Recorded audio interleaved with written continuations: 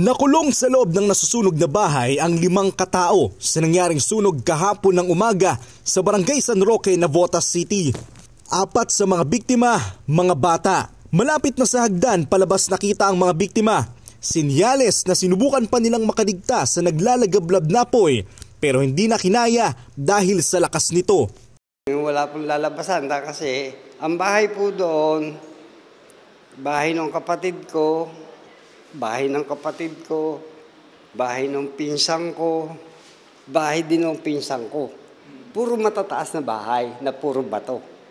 Ang naiiwan o, yung pinakagitna yung pong pinakakusina na nasa kwarto.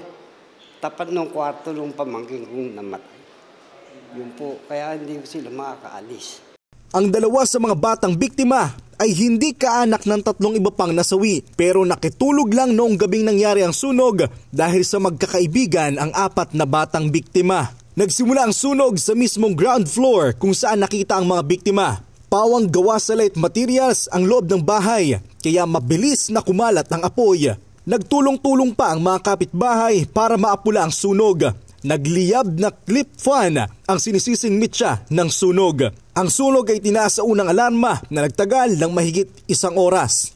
Habang sa Pasig City ngayong umaga, natrap rin sa loob ng bahay ang 19 na taong gulang na binatilyo nang mismong magsimula sa kanilang tirahan ng sunog.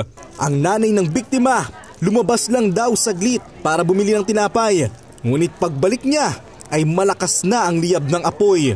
Kaya hindi niya na nagawa pang iligtas ang kanyang anak. Ma'am, kamusta tayo? Sinubukan kong kausapin ang nanay ng binatilyong biktima. Ngunit tila tuliro ito dahil sa nangyari at halos walang maisagot.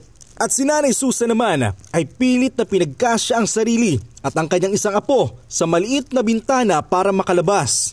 Ang gusto ko lang manuan kami ng bahay. Wala kaming lahat mga gamit namin, wala.